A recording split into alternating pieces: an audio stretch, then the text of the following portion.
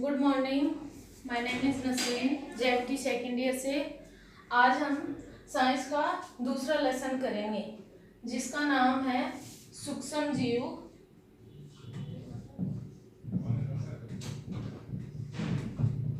सूक्ष्म जीव, मित्र व शत्रु।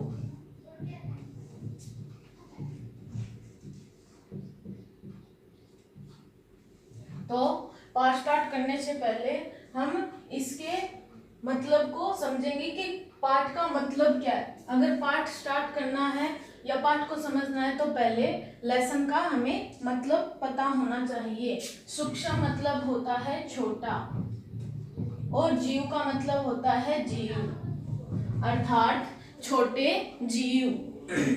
तो सूक्ष्म जीव का मतलब होता है ऐसे जीव जिन्हें हम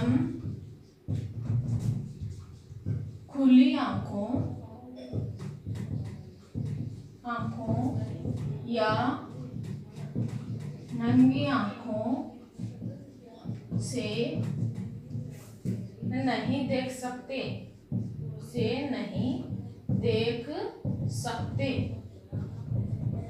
वो सूक्ष्म जीव कहलाते हैं।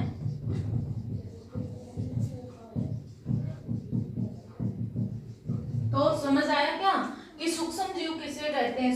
सूक्ष्म का मतलब होता है छोटा, जीव का मतलब होता है जीव, कि ऐसे छोटे जीव जिन्हें हम खुली आंखों से या नंगी आंखों से नहीं देख सकते, उन्हें हम सूक्ष्म जीव कहते हैं। तो पहला हमारा जो क्वेश्चन बनता है वो यही है कि सूक्ष्म जीव किसे कहते हैं। तो सूक्ष्म जीव ऐसे जीव जिन्हें हम खुली आंखों से नहीं देख सकते, सूक्ष्म जीव कहलाते हैं। तो इसी में दूसरा जो होगा वो होगा कि सूक्ष्म जीव जो हैं उसके कितने वर्ग होते हैं, कितने प्रकार होते हैं। तो सूक्ष्म जीव जो होते हैं, सूक्ष्म जीव कितने प्रकार या वर्ग के होते हैं।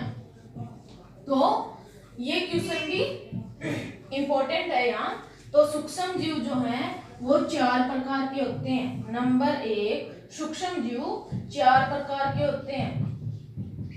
नंबर 1 जीवाणु, नंबर 2 कवक, नंबर 3 प्रोटोजोआ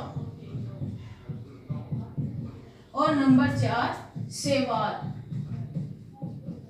तो दोबारा रिपीट कर रही हूं, ध्यान से समझना। सूक्ष्म जीव कितने प्रकार के या कितने वर्गों में विभाजित होते हैं। तो 4 है। नंबर 1 जीवाणु, नंबर 2 कवक, नंबर 3 प्रोटोजोआ और नंबर 4 शैवाल।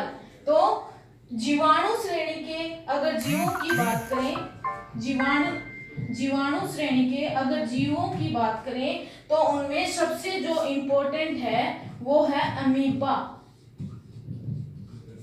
अगर क्वेश्चन पूछा भी जाए तो यहीं से आएगा। और अमीबा बिल्कुल ही इजी लैंग्वेज का है और बिल्कुल ही इजी है।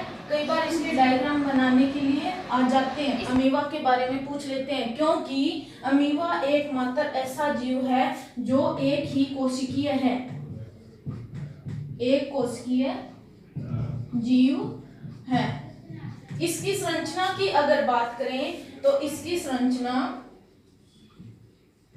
इस प्रकार या फिर इस प्रकार।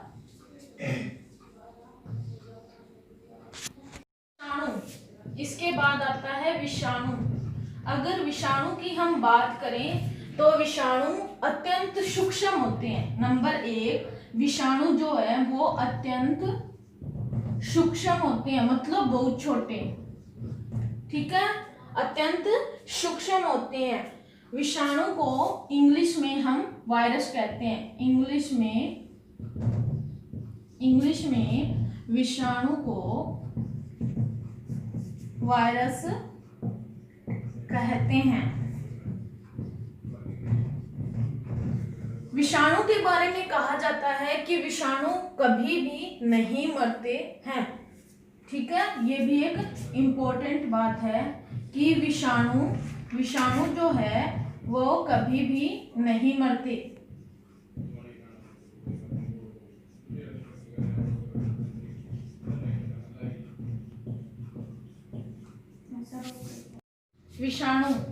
विषाणु के बारे में कहा जाता है कि विषाणु जो है वो न तो जीवित होते हैं और न ही मृत होते हैं। विषाणु जो है वो न तो जीवित होते हैं और न ही मृत होते हैं।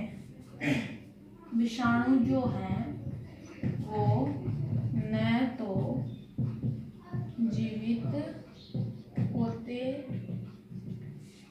हैं और न ही मृत। ये विषाणु की सबसे इम्पोर्टेंट बात। विषाणु जो है वो परपोषी होते हैं। विषाणु परपोषी होते हैं। परपोषी, अगर हम परपोषी की बात करें, परपोषी का मतलब होता है कि जो विषाणु है वो अपने जीवन के लिए दूसरों पर निर्भर होते हैं। परपोषी का मतलब होता है ये स्वयं द्वारा अपना भोजन नहीं करते हैं, अपना जीवन चलाने के लिए ये दूसरों पर निर्भर होते हैं। इसके अंदर हम देखते हैं जैसे रहना और भोजन। इसकी एक और विषाणु की एक मोस्ट इम्पोर्टेंट बात जो है वो यह है कि ये किसी भी प्राणी में जीवित परपोषी होकर जीवित रहते हैं। इसके बाद जो हमारा अगला टॉपिक है, तो अगला हमारा जो क्वेश्चन है, अगला जो हमारा टॉपिक है वो ये है कि सूक्ष्म जीव कहाँ रहते हैं। तो जिस प्रकार मानव जो है, जो मनुष्य है वो केवल घरों में निवास करते हैं, वैसे ही सूक्ष्म जीवों के अनेक प्रकार के घर हैं। ये अनेक जगहों पर पाए जाते हैं, जैसे दलदल,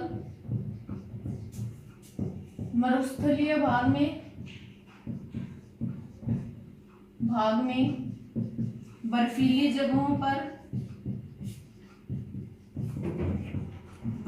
जगहों पर, गर्म स्रोतों पर, पानी में या जल में, एक ही बात है।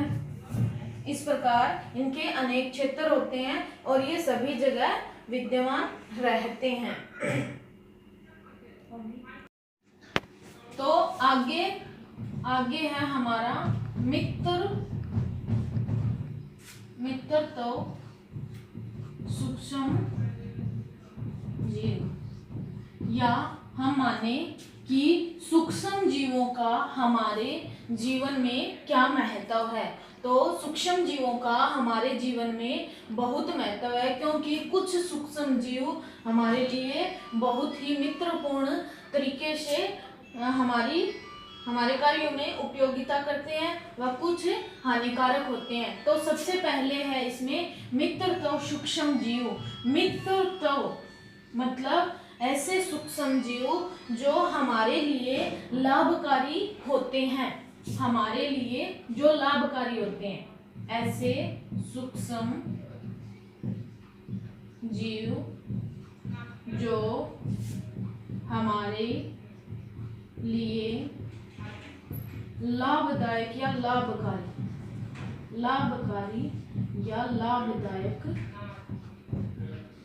होते हैं, जो हमें हानि नहीं पहुंचाते, वो हमारे मित्रत्व वाले सूक्ष्म जीव कहलाते हैं, जिनका उपयोग हम विभिन्न कार्यों में करते हैं।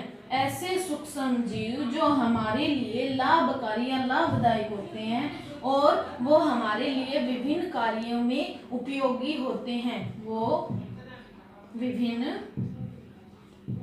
कार्यों में उपयोगी होते हैं।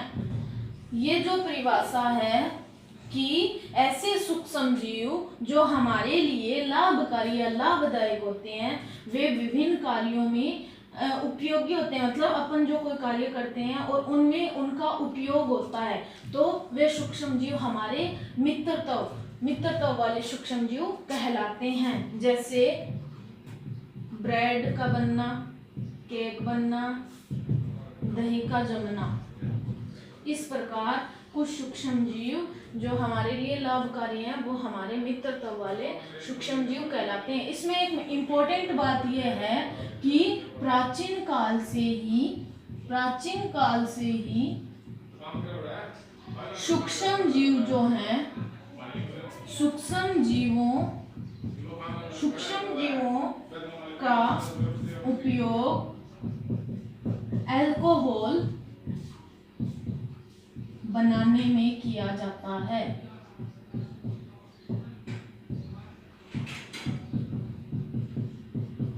प्राचीन काल से ही सूक्ष्म जीव जो हैं उनका उपयोग अल्कोहल बनाने में किया जाता है। और इसी कड़ी में जो दूसरी बात है वो यह है कि सूक्ष्म जीव जो सूक्ष्म जीव हैं वो मृदा मतलब मिट्टी की उर्वरकता में वृद्धि करते हैं। तो एक बार दोबारा रिपीट करवाते हैं कि सूक्ष्म जीव जो हैं वो हमारे मित्र कैसे हैं। तो ऐसे सूक्ष्म जीव जो हमारे लिए लाभकारी या लाभदायक होते हैं, जिनका हम विभिन्न कार्यों में उपयोग करते हैं, वो हमारे मित्रत्व वाले सूक्ष्म जीव कहलाते हैं। जो सूक्ष्म जीव है वो प्राचीन काल से ही इनका उपयोग अल्कोहल बनाने में किया जाता है। सूक्ष्म जीव मृदा उर्वरकता मतलब होता है कि जो मिट्टी है उसमें किसी भी प्रकार की कमी आने से फसल कम उगती है, तो कुछ सूक्ष्म जीव ऐसे होते हैं कि वो उसकी पूर्ति कर देते हैं और उर्वरकता शक्ति को बढ़ा देते हैं। धन्यवाद। कल करेंगे अगली क्लास में इसी चैप्टर का अगला टॉपिक। Thank you.